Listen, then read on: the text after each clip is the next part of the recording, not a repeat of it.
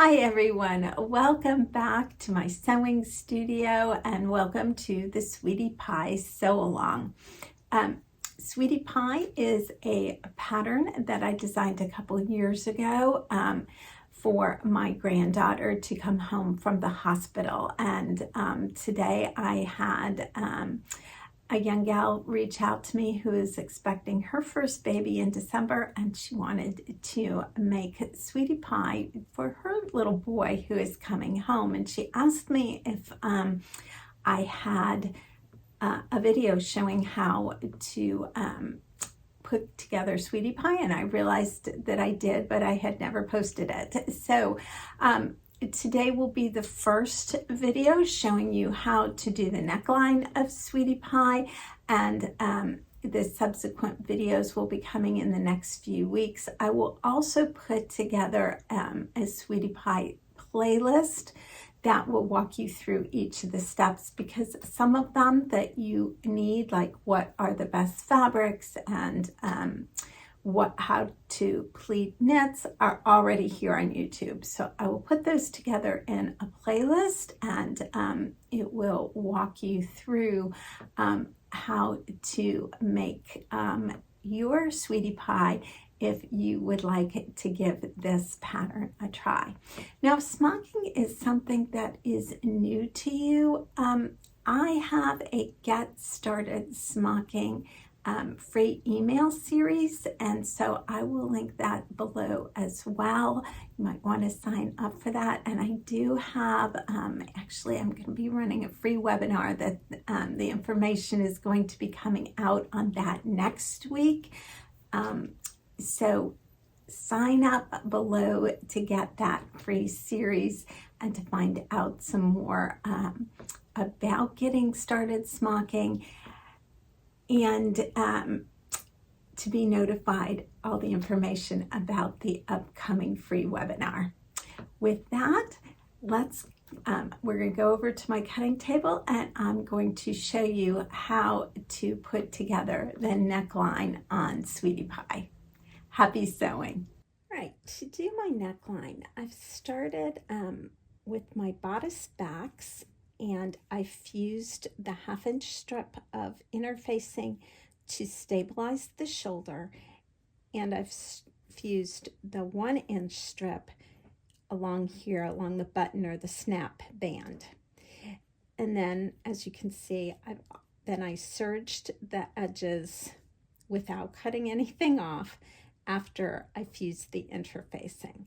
I've pressed the button band along the fold line. I'm just going to pin this in place, and I will go over and baste this in place along the top and the bottom.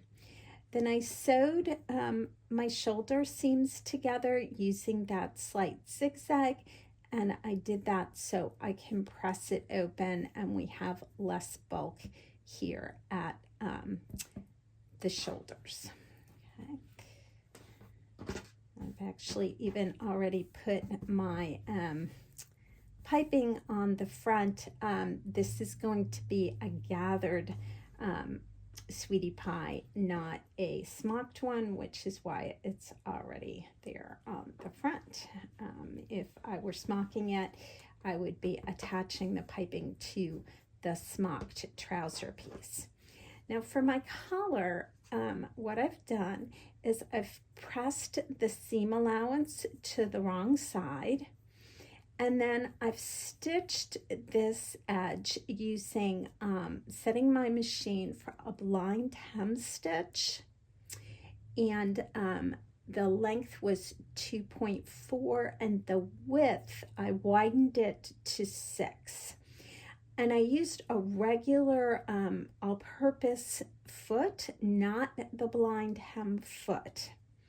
So when you stitch this, the straight stitches go along here about a 1/4 inch from the edge, and when the needle does the swing goes right off the edge, and that forms this nice scalloped edge that you can see. I have a whole video showing you how I do that technique, and you will find that in the library if you want to see more specifically on how to do that.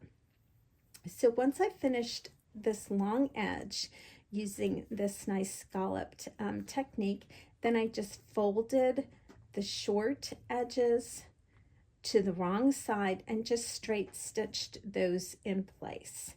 And then I've run my 2 lines of gathering stitches, 1/4 inch and 5/8 of an inch from the edge.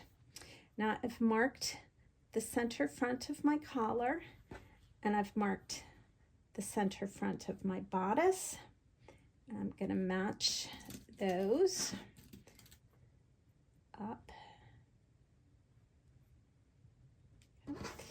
And then the edge of the collar is going to go right here where the facing finishes, okay, where that button band facing finishes. It doesn't go all the way to the edge. Instead, it's going to be right here. And then I'm going to pull up the gathering. Now, what that means is that the collar edges are not going to meet at the back. And the reason for that is because we're going to do our binding so that it turns to the outside. So it will finish like this, and it will look like that.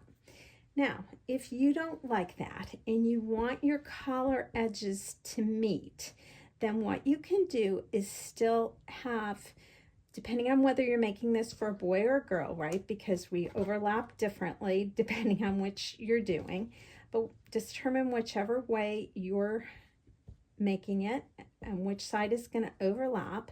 Put the one so it lines up just like we did originally, where the binding, where the button band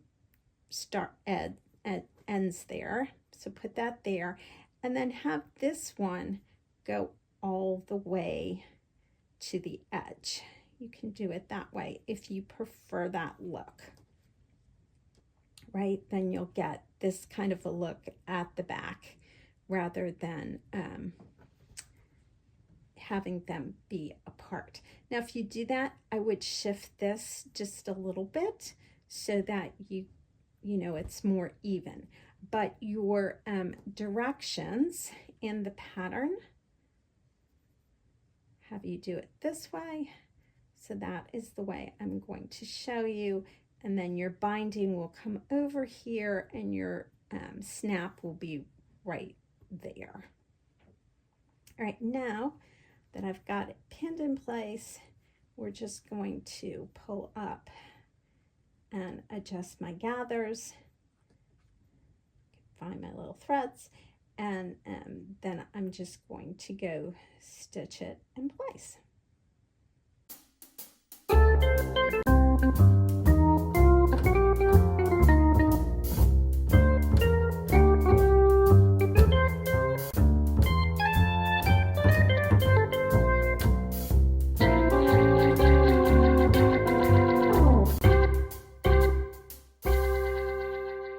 So here's my neckline again. I've taken my binding strip, I've pressed it in half, I've matched the center of the binding to the center front of the bodice, and I'm pinning the right side of the binding to the wrong side of the bodice. You'll also notice that the binding strip is longer than the bodice, which is fine. And now I'm just going to go and sew using a 3/8 seam allowance and that slight zigzag so that I have some stretch in this. I'm going to sew my binding strip to the bodice at the neckline. All right, so here I am with my binding sewed on, and I sewed it, as you saw, from this side. Okay, and there's my zigzag, and hope you can see how I've got nice stretch in that by using that slight zigzag. Then I went through and I just trimmed my seam allowance, and I trimmed it, you can see, really close. If you have serrated scissors, this is the time to use them. And no clipping. You don't need it because of the stretch, but remember that would weaken this seam. So I don't want to do that. I'm just trimmed it very close. Then I pressed the seam allowance towards the binding, and then I brought the binding over and I pressed that at the iron at my ironing board as well. And I'm just going to put a few binding clips on here to hold this in place.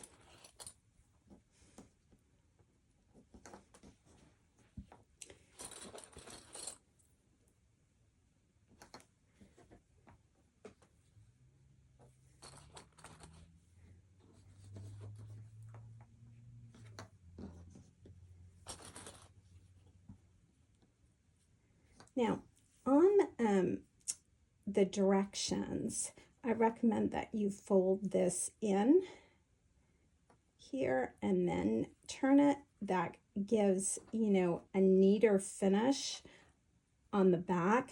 But if you're having trouble with that, you can just fold it that way to secure it as well. Either one will work because, of course, the knit doesn't ravel. So do whichever gives you the finish that you like. I've got little threads hanging off. Okay, so now we're going to use the glue base it, and the trick with this is just really to give it time to work. So I'm going to start here at the center front, and I'm going to run a line of glue based it right out here, and then I'm going to put some more binding clips on there just to even help it adhere and stick more.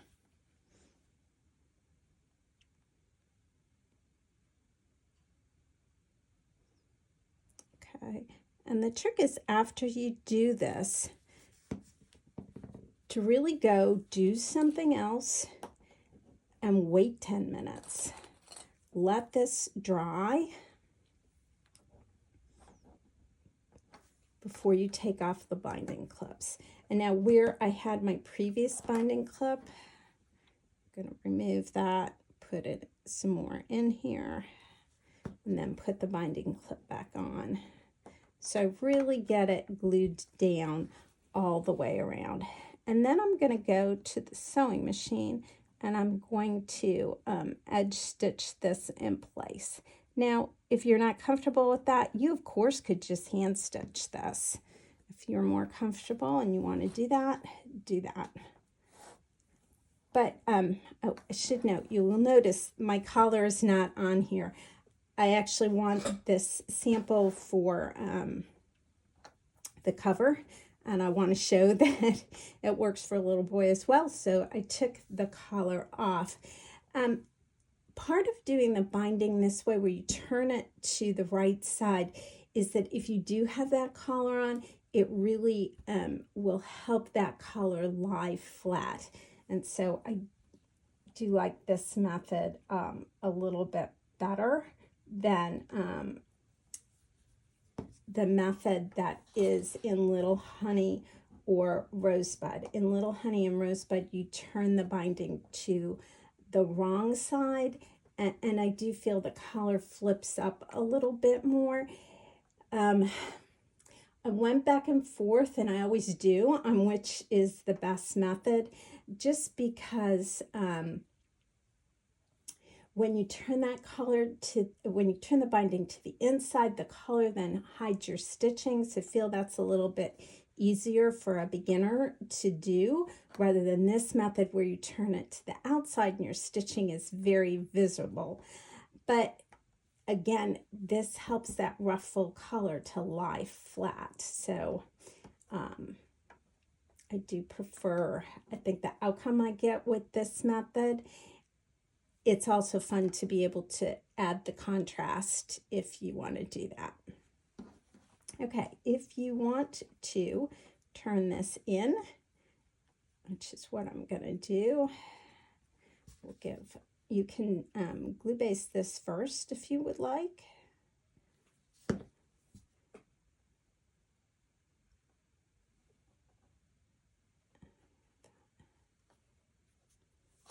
And use a binding clip, and then I'll turn it down. So again, you're using that glue base stick to just help you. We're going to take a little bit more off of this.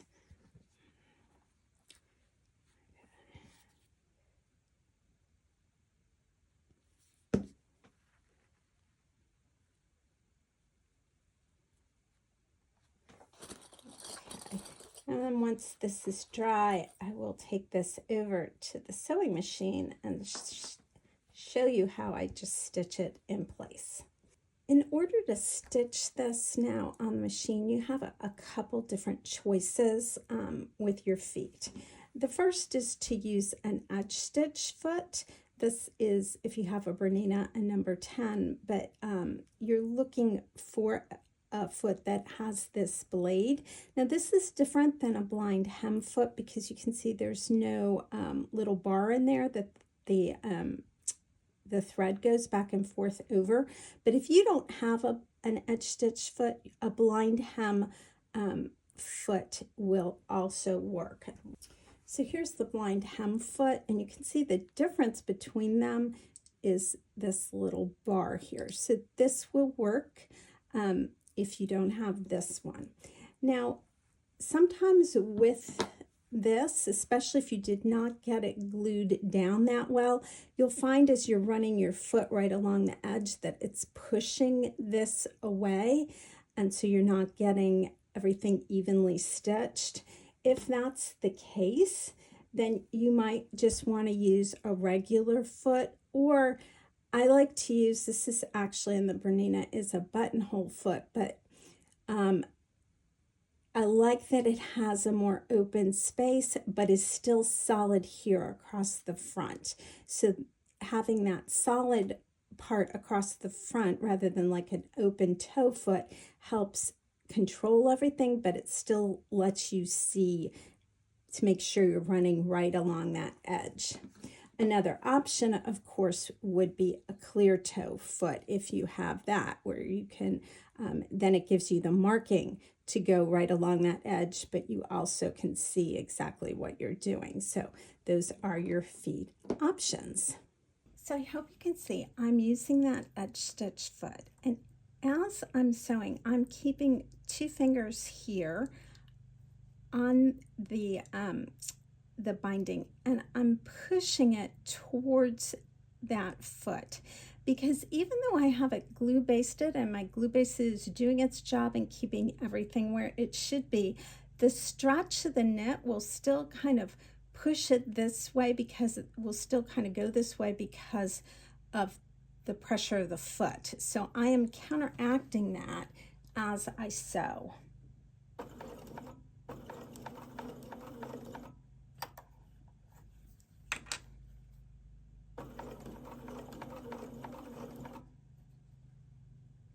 And I go very slow, as you can see.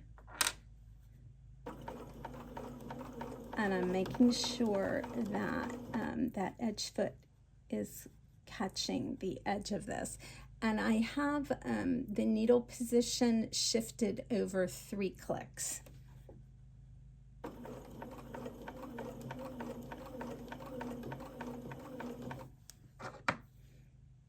We're gonna tuck that little end under even more and go right on up to the edge.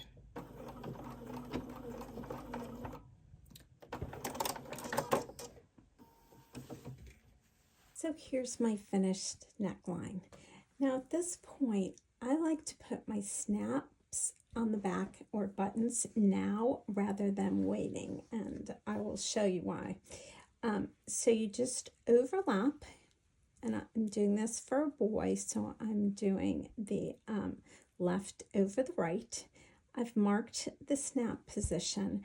The reason I like to do it now is that I can line this up exactly, And because this isn't sewn at the bottom yet, I can attach the snap or the button, and if it shifts this at all, I can compensate or fudge it a little bit to line everything up and make it look good when I attach the bottom trousers. And if I attach the trousers first and then go and put the snaps or buttons in, I don't have the ability to kind of shift this a little bit. I might end up with the top part up here not lining up exactly. So I've pinned it, and I'm going to put this snap in. I'll show you how I do that. I am using cam snaps. I've marked the position on here. You just use the tool to make a hole.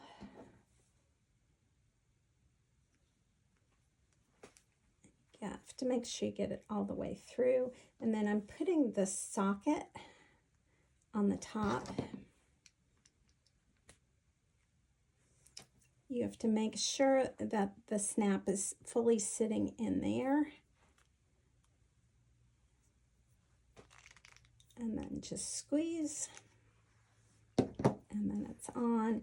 And now again, I have not marked the bottom part. This is where I'm going to go in. I'm going to line everything up. I'm going to pin it in place, and then I'm going to mark that bottom. And I do that, you can just feel it. So that's what I do. Get my marking pen, and I'm feeling where that is on the back and putting it right there. And see, on that back, it's not completely centered. So I'm going to double check that.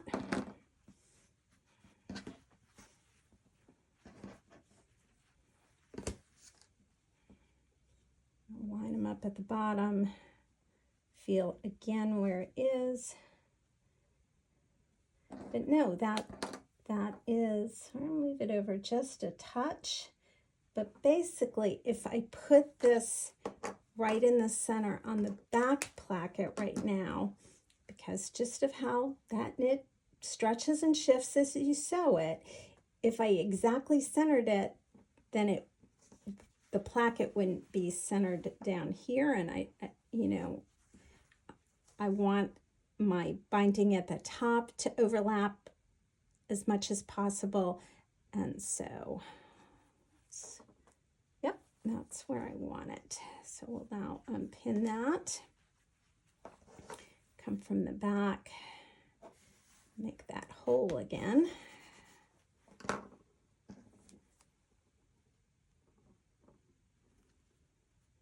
When you do this, you've got to use your fingernails and get it through that hole all the way down. And then the stud piece goes in there.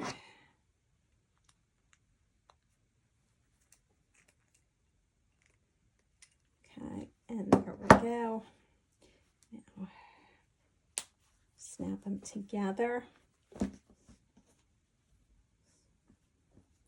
Again, kind of line everything up. Now, I'm going to go based in the seam allowance down here. If you like, you of course can put a small snap, not a cam snap, but you can put a little white snap right here to hold it even more if you would prefer that. And that is how to sew the neckline for Sweetie Pie. Join me on September 9th, and I will be showing you how to finish up your Sweetie Pie by inserting the snaps in the crotch and attaching the footies. There will be 2 other videos between that one and this one. I do upload new videos each Tuesday, and they will be about getting started smocking. So if you are interested in that, again, make sure to sign up below to be notified about the upcoming webinar.